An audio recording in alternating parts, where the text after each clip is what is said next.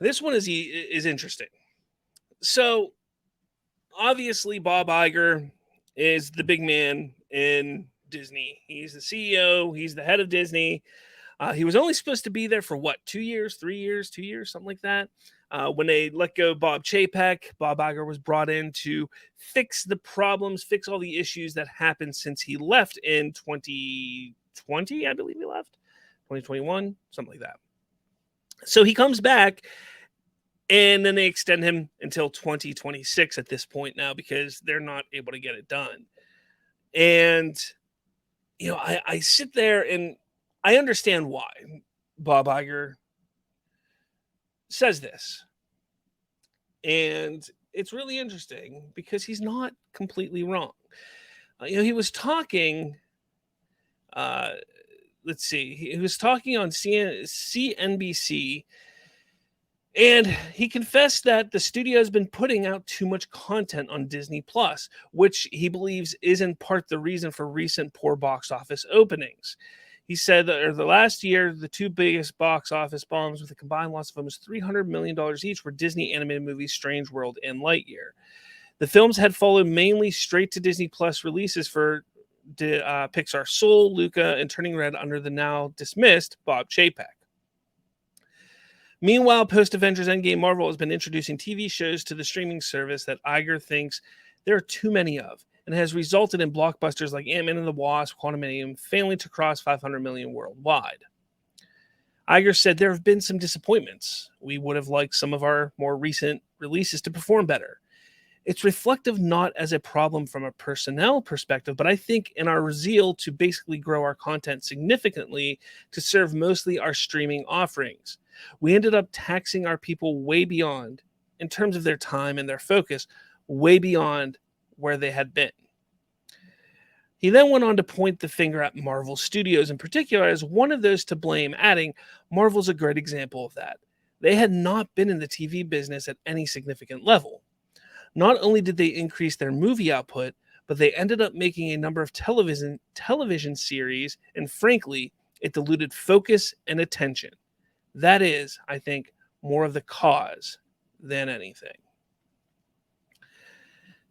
I don't think he's wrong, and I understand where he's coming from and why he's saying this. And I've been saying this for a number of months. You take a look at phases 1 through 3, we had 22, 23, projects in that amount of time. But in phase 4, we've had 17 or 20 projects. It's absolutely insane the amount of content that has come out in that short amount of time. Excuse me. And that is a huge problem for sure. But I think he's pointing the finger at the wrong place here. And Triton says Marvel has saturated the entire genre. And again, I don't disagree, but I think that we got to look at Hollywood and their trends. Hollywood is interesting because they don't stick with a trend very long. I mean, you go all the way back to Westerns, and that was like a decade plus, where there was just Westerns were the big deal. Then you had that time where it was the sci-fi, the science fiction trend. You had the time of the 80s action-esque type of films. Then you had the 90s action-esque and spy thrillers. In the early 2000s, we started the superhero genre, but it wasn't quite there yet. That was kind of, we were actually more on the comedy side of that. Young teen comedies were like the big go-tos in the early 2000s. And we then moved into the superhero genre late 2000s and for the last 15 years. So everything is, I won't say it's cyclical because I don't think we've had enough time to see it come back around to go to Westerns or what have you. But that's how Hollywood works, because the audience gets bored with things. And that's very true. And when you oversaturate and you put out more content than ever before, the audience is going to get bored faster with all of that. And that is a problem. So again, I don't think he's wrong. I don't think you're wrong, Triton, that they've oversaturated the genre, because we have had so many comic book movies, so many superhero films and projects and TV shows in the last 15 years. But I will say, the one thing that I will say is that it also comes down to quality.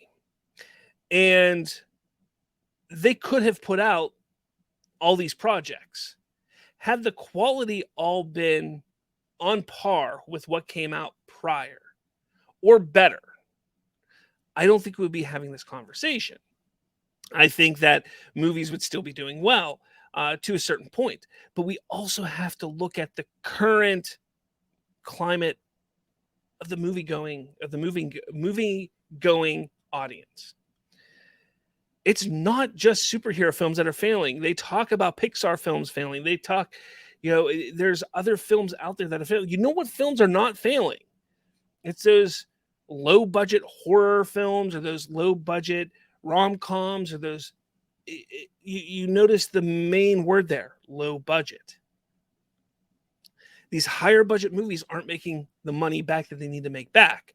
Look, Flash failed, and it shouldn't have. Flash was a damn good movie, but it failed because the quality of those films has not been up to par for a number of years. Those types of films and TV shows just have disappointed. Secret Invasion is bombing right now on Disney Plus. It's not a terrible show, but it's not great. Because and that is the sign. That is what people need to look at, is the quality. So again, is the oversaturation part of it? Yes. But I think quality is part of it. I think the current trend with the movie-going audience is a problem. Look, there's been bad movies that, for the history of the world, since movies have been a thing, there have been bad movies. But the box office is down.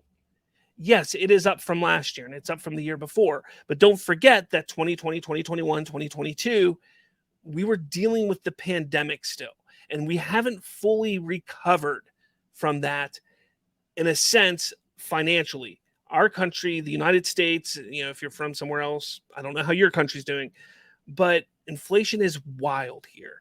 And you have to decide, is it worth getting in the car, spending $10 in gas to go to a movie theater, to then spend $10 per ticket, to then spend $25, $30 on popcorn and a drink and maybe some candy, sit in a room for 2 hours and maybe enjoy myself, maybe not? When, crap, I need that money to buy food in the house, or to take my kids to dance class, or take them to piano class, or what have you. Those are the things that are going on right now in the world, and especially in the United States. So you have to take a look at all of that. So Disney Plus, the streaming side of things there are too many streaming services, but it's not the main reason why these movies aren't succeeding. Studios just need to say, look, we're not putting out a movie 30 days after we put it in theaters on streaming, and boom, you fix the streaming issue. Because that's been a big problem. Why are they putting movies on streaming 30 days, 35 days, 45 days after it was in theaters? Don't do that. Don't release it on video 45, 50 days after it was in theaters. Granted, you may not be able to keep it in theaters longer, but you will train the audience that, okay, if I don't catch it in theaters in those 30, 40 days that it's in theaters, I'm not going to get to see it for another 6 months. So you have to make them go to the theater. And I think that's another issue there. All right. Let's see. What have I missed here? Triton says, you can easily go out, buy relatively cheap if you look hard enough, and binge the entire Infinity Saga. The shows make playing MCU catch up impossible without Disney Plus. Be interesting to see how the upcoming Star Wars films do at the box office, unless things change by then. So I'm going to stick to your first comment here, Triton, where you say you can easily go out, buy, and binge the entire Infinity Saga. The shows make playing MCU catch-up impossible without Disney Plus. I have to say that Marvel has done relatively a good job in having those shows connected, but not connected at the same time. The only one that I would say would truly benefit watching, like the only show I would say you would truly benefit from watching before watching the movie that is connected to it, is WandaVision. But even then, Doctor Strange and the Multiverse of Madness negates WandaVision, thus making it pointless, but also almost making it required. You're almost required to watch WandaVision to understand her motive, but Doctor Strange and the Multiverse of Madness negates what the finale of WandaVision was and her realization and her development in that show. So to me, I think they dropped the ball there, but I think that's probably the closest and the only real show that you'll get anything out of watching. Everything else has been pretty disconnected to a certain point. Thankfully so, because She-Hulk was terrible. Getting to your next thing here, being interesting to see how upcoming Star Wars films do. And you're not wrong. It will be interesting to see how the next Star Wars films do, because, the last 3, well, 4 were billion. No, not even 4. Last 3 were $1 billion movies. Last few were $1 billion films. Again, and I want to stress this, right now, the way our economy is, the way the audience is, the way that we look at quality, we are not going to see many $1 billion films. And the $1 billion number should not be the bar, ever. Ever. The $1 billion number should not ever be the bar on whether something is successful or not. And that's what a lot of people say. And I know you weren't saying that, Triton. So don't, I'm not saying you said that. But that's what a lot of people say. And, the success, and Bob Iger kind of says it really well here when he's talking, or was it him? No, it's the Express or CNBC or whomever is writing this article. They say, and Ant-Man and the Wasp failing to cross 500 million. See, 500 million used to be the bar. It used to be that bar, like, can it cross 500 million? Because most films would range in being made between 100 and 200 million, with you then double the cost with marketing. You're looking at $150 million film. Total cost with marketing is like $300 million. So that 500 million was typically your mark to say, was it successful? Was it not? And that was a lot closer to what we should be looking at. And we still should be looking at that. Except for you have movies like Indiana Jones, which cost $300 million to make for no damn reason or whatever. I don't know how much it was, but I know it was more than it should have been. But that's what we should be looking at. And so quality, expectations, and changing the way things are released, I think, is what's going to solve this problem for not just Disney, but all studios. Triton says, isn't Loki required because it introduces Kang, and Falcon and Winter Soldier required as it properly establishes Sam as the new Captain America? Well, Loki is not required because I know people who watch Quantumania or Ant-Man and the Wasp who didn't watch Loki, and they weren't confused on who Kang was. They did a good job in establishing who Kang is, because that was a different variant in Loki. The variant in Loki was what he who shall not be named. This was Kang. So that's not required. It enhances, but it's not required. When it comes to Falcon and the Winter Soldier, to the next Captain America, that's to be seen. We don't know. it depends on how well they write that film and how well they establish and talk about, Sam being the new Captain America in that. My fear is that they're going to do in like the first like 15, 20 minutes of that movie, they're going to have Sam go through his little poutiness and saying, I don't know if I can do this. I don't know if I should be Captain America, just like he was doing in the show. Again, negating the show, because that seems to be a trend in some forms. Like I said, between Doctor Strange and WandaVision, at least it was. Yeah.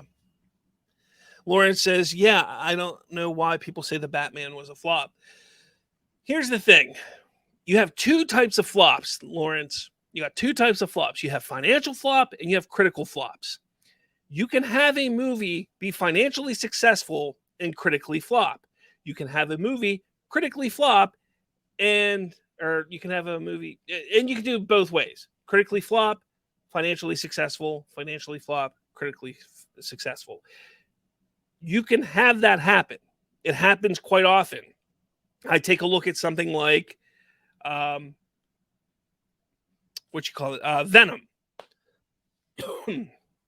That movie's terrible. Terrible. It should be a critical failure. It should be like, if you're a Rotten Tomatoes guy, it should be like a 1 on the Rotten Tomatoes scale. It's not. It's higher than that. I don't know what it is. I don't care what it is. But it was also financially successful. I take a look at The Flash. The Flash was a damn good time. And it's a critical darling. Critics love it. People love it. Yet, it made what? Not even $300 million. I don't even think it made $300 million. So, it's possible for that to happen. So, you have to remember that.